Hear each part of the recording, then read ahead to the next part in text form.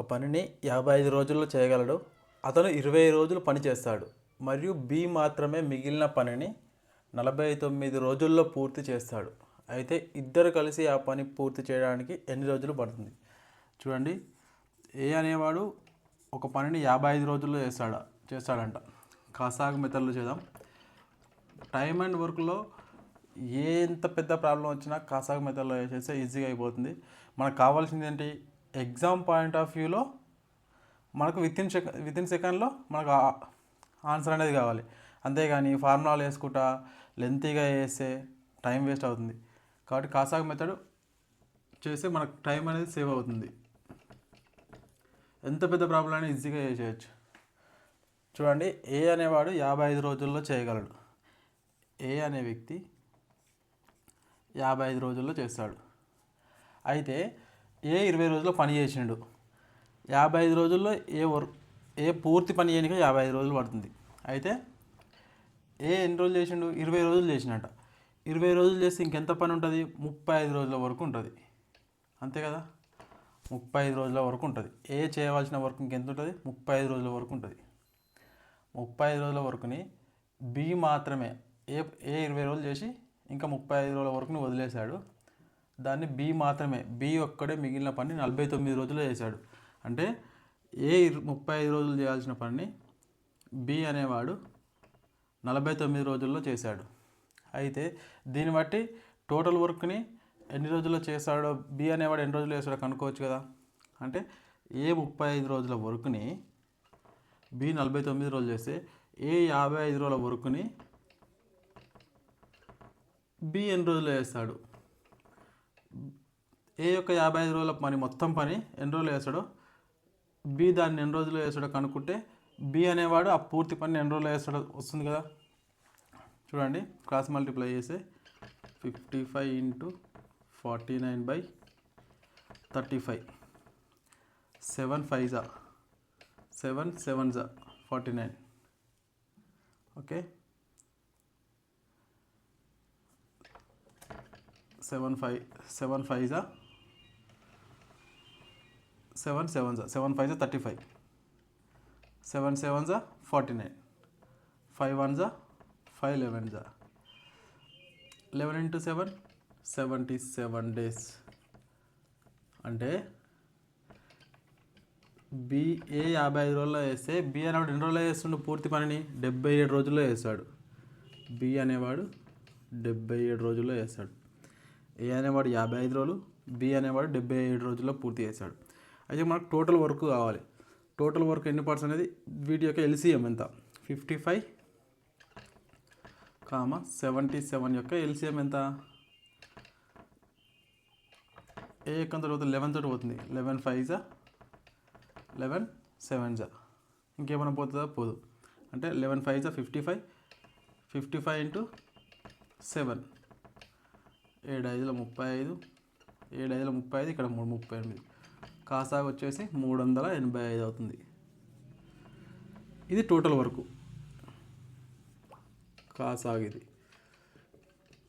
Total work వచ్చేసి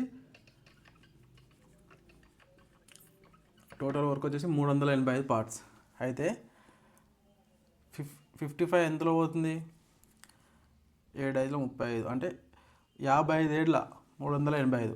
55 ఏళ్ళ అంటే ఏ అనేవాడు రోజుకి 7 పార్ట్స్ చేస్తాడు.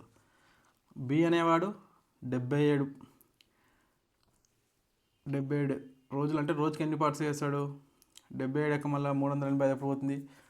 77 5 77 5 అంటే ఏ అనేవాడు రోజుకు 7 పార్ట్లు చేస్తాడు.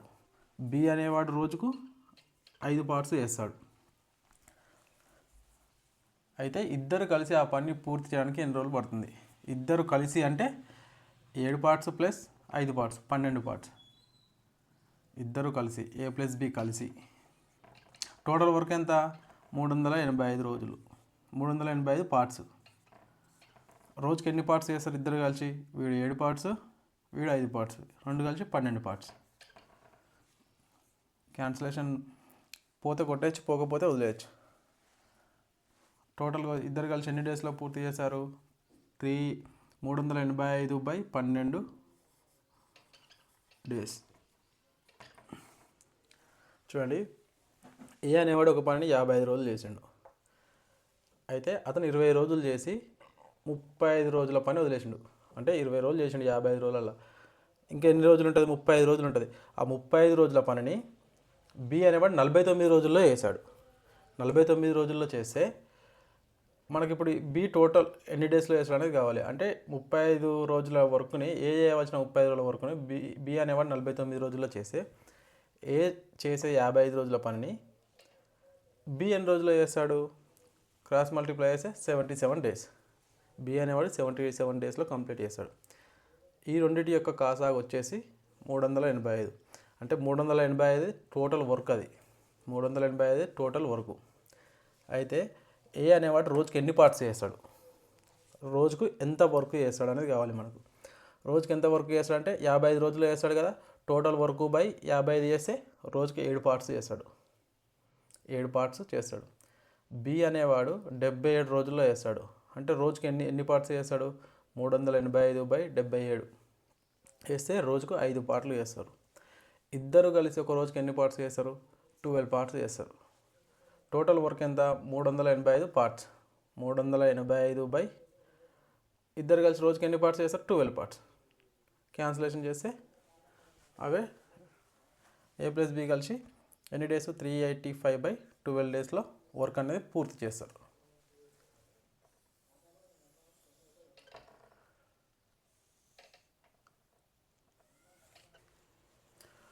ఒక సంవత్సరంలో స్వప్న సగటు నెలవారీ ఖర్చు. సంవత్సరంలో మొదటి 3 నెలలు 1100, తర్వాతి 5 నెలలు 1000 మరియు చివరి 4 నెలలకు 1200. మొత్తం వార్షిక పొదుపు 1300 అయితే స్వప్న నెలవారీ ఆదాయం ఎంత? చూడండి, ఆదాయం అంటే ఏమేమి వస్తాయి? ఆదాయం = 100 రూపాయలు సంపాదన ఉంది, అందులో 90 రూపాయలు ఖర్చు చేసినాం. అంటే ఖర్చు ప్లస్ 90 రూపాయలు కనుక 10 రూపాయలు మిగులుతుంది. మిగులుదాన్ని ఏమంటారు? పొదుపు. అంటే ఆదాయం కావాలంటే ఖర్చు ప్లస్ పొదుపు కావాలి. అయితే మనకేమన్నాడు? ఒక సంవత్సరంలో స్వప్న నెలవారీ ఖర్చు సంవత్సరంలో మొదటి 3 నెలలకు 1100. అంటే ఫస్ట్ 3 మంత్స్ ఎంత? 1100 సగటు. అంటే మొత్తం ఎంత? 3300. తర్వాతి 5 నెలలకు 1000 రూపాయలు 5 మంత్స్. 1000 రూపాయలు అంటే సగటు 1000 రూపాయలు అంటే మొత్తం ఎంత? 5000. చివరి 4 నెలలకు 1200.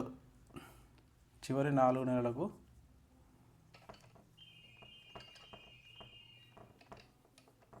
1200. 1200 సగటు అంటే మొత్తం 4800. టోటల్ 12 మంత్స్ అంటే 1 ఇయర్కి. ఇది 1 ఇయర్ ఒక ఖర్చు ఎంత? 0కి 0 0 3 8 11 1 ఇక్కడ 1 ఇక్కడ 5 5 10 13 1310. ఇదేంటి? ఖర్చు, సంవత్సర ఖర్చు. ఇది ఆదాయం కావాలంటే ఖర్చు ప్లస్ పొదుపు కావాలి. ఖర్చు అనేది వచ్చింది. సంవత్సరం ఖర్చు ఎంత? 13100 అనేది ఖర్చు ప్లస్ పొదుపు కావాలి కదా. మొత్తం వార్షిక పొదుపు 1300. సంవత్సరం మొత్తం పొదుపు ఎంత? 1300.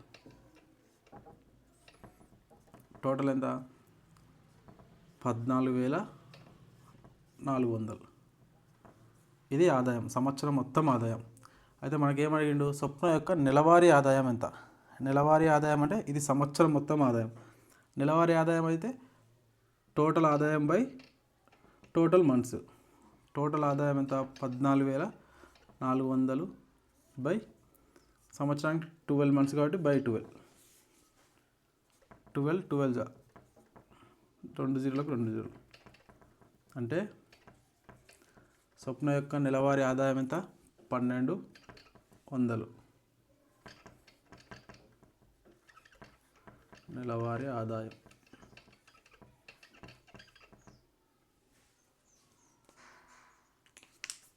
చూడండి, ఆదాయం కావాలంటే ఖర్చు ప్లస్ పొదుపు కావాలి.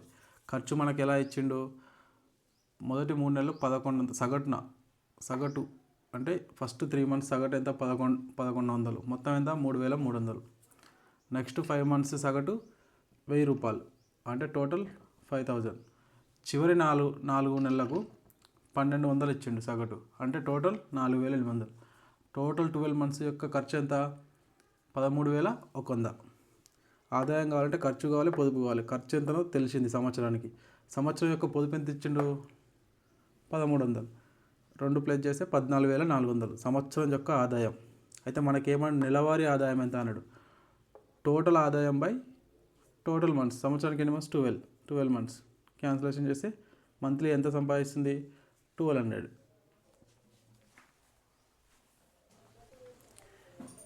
ఏ మరియు బి ఒక్కో గడియారాన్ని 5000 చొప్పున అమ్ముతారు.